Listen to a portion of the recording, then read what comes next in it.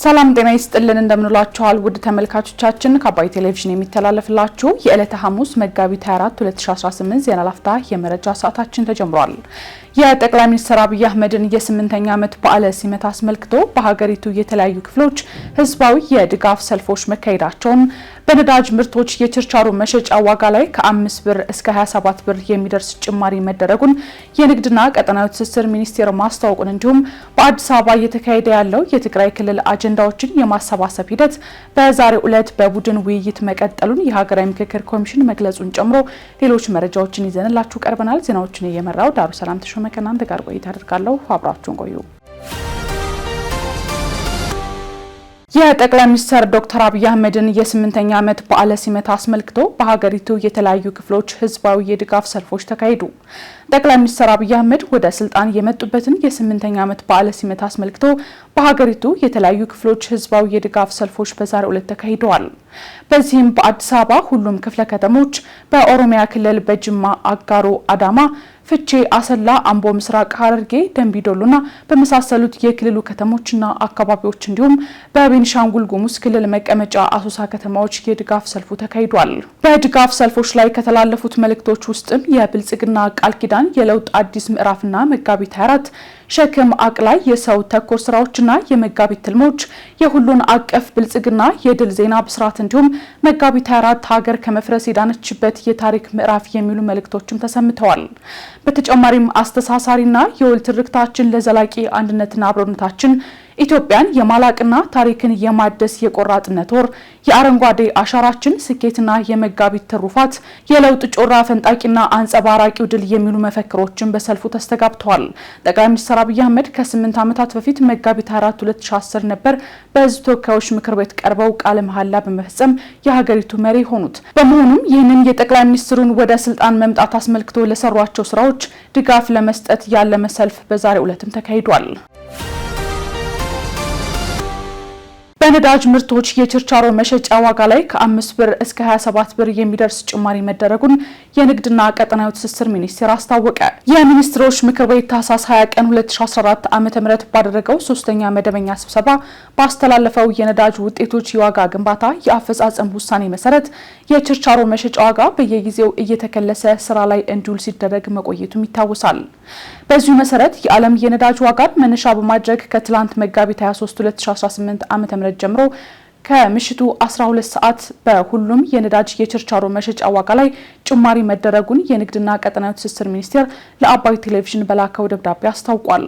በዚህም ቤንዚን በሊትር 142 ብር ከ41 ሳንቲም፣ ኬሮሲን በሊትር 151 ብር ከ39 ሳንቲም፣ ነጭ ናፍጣ በሊትር 163 ብር ከ09 ሳንቲም፣ ቀላል ጥቁር ናፍጣ 163 ብር ከ98 ሳንቲም፣ ከባድ ጥቁር ናፍጣ 160 ብር ከ68 ሳንቲም እንዲሁም የአውሮፕላን ነዳጅ 150 ብር ከ48 ሳንቲም እንዲሸጥ ተወስኗል።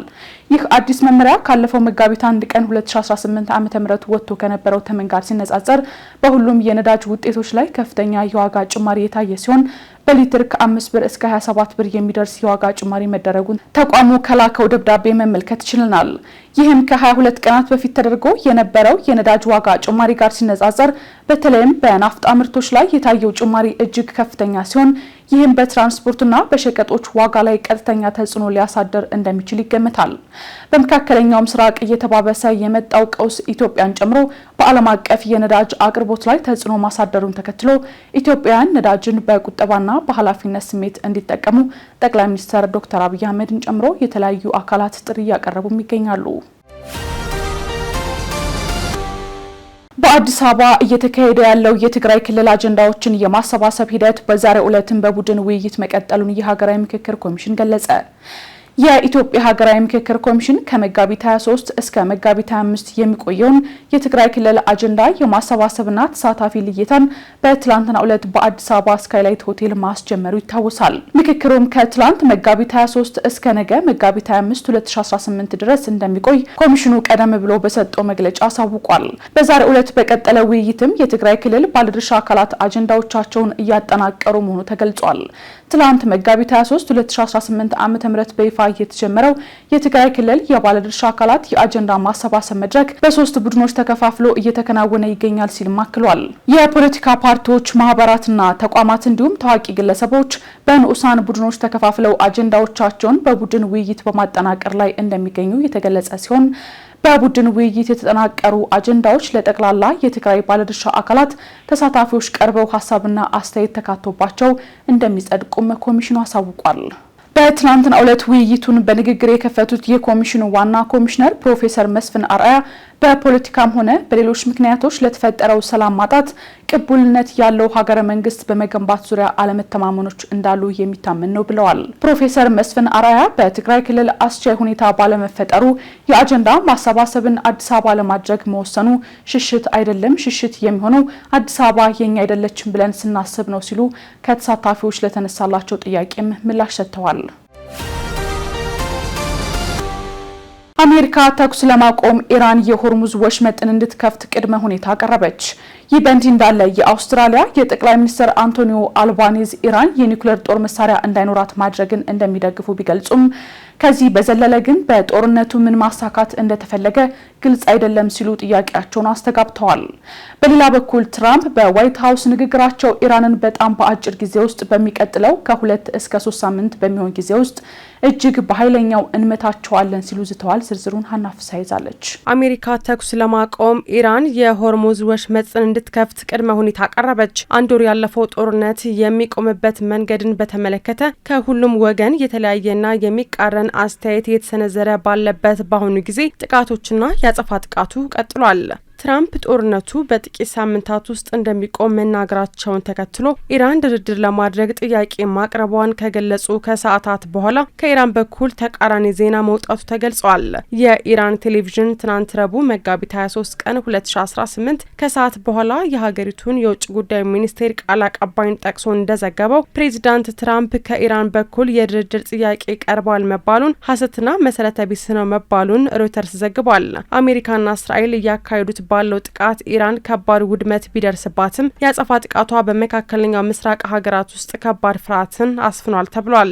በተጨማሪም ከፍተኛ መጠን ያለው የዓለም ነዳጅ የሚተላለፍበትን የሆርሙዝ ወሽመጥ በመዝጋቷ በአብዛኛው ዓለም ክፍል ውስጥ የነዳጅ እጥረትና የዋጋ ንረት የተከሰተ ሲሆን በዚህም ምክንያትም የጦርነቱ ቀስቃሽ ናቸው የተባሉት አሜሪካና እስራኤል እየተወቀሱ ነው። ኢራን የባህር መተላለፊያውን ያለምንም ቅድመ ሁኔታ የምትከፍት ከሆነ አሜሪካ ተኩስ ለማቆም እንደምትስማማ እየተዘገበ ነው። የአሜሪካ የዜና ድረገጽ የሆነው አክሲዮስ እንደዘገበው ተኩስ ለማቆም የሆርሙዝ መተላለፊያን ለማስከፈት ንግግር እየተካሄደ ነው ያለ ሲሆን ኢራን ግን ከተኩስ አቁሙ ይልቅ ዘላቂ ጦርነት የማቆም ዋስትና እንዲሰጣት በመጠየቅ ሌሎችንም ቅድመ ሁኔታዎችን አስቀምጣለች። ይህ በእንዲህ እንዳለ የአውስትራሊያ ጠቅላይ ሚኒስትር አንቶኒ አልባኔዝ ኢራን የኒውክሌር ጦር መሳሪያ እንዳይኖራት ማድረጓን እንደሚደግፉ ቢገልጹም ከዚያ በዘለለ ግን በጦርነቱ ምን ማሳካት እንደተፈለገ ግልጽ አይደለም ሲሉ ጥያቄያቸውን አስተጋብተዋል። ጠቅላይ ሚኒስትር አልባኔዝ መልእክት ያስተላለፉት ፕሬዚዳንት ዶናልድ ትራምፕ ለአሜሪካውያን ንግግር ባደረጉበት ወቅት ሲሆን ጠቅላይ ሚኒስትሩ በመልእክታቸውም የተባባሰ ነገር ማየት እንደማንፈልግ በግልጽ ተናግሬያለሁ፣ እንዴት ያልቃል የሚለው ላይም የጠራ መረጃ መኖር አለበት ብለው ጠቅላይ ሚኒስትሩ ሀገራቸው በጦርነቱ ቀጥተኛ ተሳታፊ እንዳልሆነች ጠቅሰው ነገር ግን አውስትራሊያውያን ከፍተኛ ዋጋ እየከፈሉ ነው ሲሉም ተናግረዋል። በሌላ በኩል ደግሞ የአሜሪካው ፕሬዚዳንት ዶናልድ ትራምፕ በሚቀጥለው ከ2 እስከ 3 ሳምንት ባለው ጊዜ ውስጥ ኢራን ላይ ኃይለኛ የሆነ ጥቃት በመፈጸም የጀመሩትን ተግባር በጣም በፍጥነት እንደሚያጠናቅቁ አስታውቀዋል። ትራምፕ ትናንት ምሽት ለሀገሪቱ ሕዝብ ባደረጉት በቴሌቪዥን የተላለፈ ንግግር የአሜሪካ ጦር በኢራን ጦርነት ሊያሳካ የፈለጋቸው ግቦች ላይ ለመድረስ መቃረቡን ገልጸዋል። ትራምፕ ባደረጉት ንግግር በኢራን የተዘጋው የሆርሙዝ ወሽመጥ በኩል የሚያልፍ ነዳጅ የሚረከቡ ሀገራት ድፍረት በማሳየት ወሳኙን መተላለፊያ እንዲቆጣጠሩም ጠይቀዋል። ትራምፕ 20 ደቂቃ ገደማ የፈጀው የዋይት ሀውስ ንግግራቸው በጣም በአጭር ጊዜ ውስጥ በሚቀጥለው ከ2 እስከ 3 ሳምንት በሚሆን ጊዜ ውስጥ እጅግ በኃይለኛው እንመታቸዋለን ሲሉም ዝተዋል። ትራምፕ ከዚህ ንግግራቸው አስቀድሞ የኢራን የተኩስ አቁም እንዲደረግ ጠይቃለች በማለት ጽፈው የነበረ ሲሆን ስምምነት ላይ ካልተደረሰ እያንዳንዱ የኤሌክትሪክ ኃይል ማመንጫ በጣም በኃይለኛው እንመታለን፣ ምናልባትም ተመሳሳይ ጊዜ ላይ ብለዋል። ይሁን እንጂ የኢራን የውጭ ጉዳይ ሚኒስትር አባስ አራጊቺ በቶሎ በሰጡት ምላሽ የፕሬዚዳንቱን ገለጻ ሐሰትና መሰረተ ቢስ ብለውታል። ፕሬዚዳንት ትራምፕ ለህዝባቸው ባደረጉት ንግግር ከስምምነት የማይደረስ ከሆነ ኢራንን መሰረተ ልማቶች ክፉኛ እንደሚመቱ ከዛቱ በኋላ የነዳጅ ዋጋ ከፍተኛ ጭማሪ አሳይቷል። ለዋጋው መጨመር ምክንያቱ ለዓለም የነዳጅ ዘይት አቅርቦት ወሳኝ የሆነው የሆርሙዝ ወሽመጥ እንዲከፈት ከሚያስችል ይልቅ የጦርነቱን መቀጠል የሚያመላክት ነገር መናገራቸው እንደሆነም ተመላክቷል። ጦርነት የተከፈተባት ኢራን የዓለም 20% ነዳጅ የሚተላለፍበት ሆርሙዝን መዝጋቷን ተከትሎ የነዳጅ ዋጋ ከመጨመሩም በላይ በዓለም ላይ የአቅርቦት እጥረት ተከስቷል። ኢራን የሆርሙዝ ወሽመጥ እንደሚከፈትና መስመሩ ለአሜሪካ ለእስራኤልና ለአጋሮቻቸው ዝግ ሆኖ እንደሚቀጥል ከማሳወቋ በተጨማሪ የባህር መተላለፊያውን የበለጠ ለመቆጣጠር የሚያስችላትን አዲስ ህግ አውጥታለች። ከአባይ ቴሌቪዥን ስተላለፍላችሁ የነበረው የዛሬው የቀኑ መረጃችን ይህን ይመስል ነበር። አብራችሁን ስለነበራችሁ ከልብ ያመሰግነን። በያላችሁበት መልካም ጊዜ ይሁንላችሁ።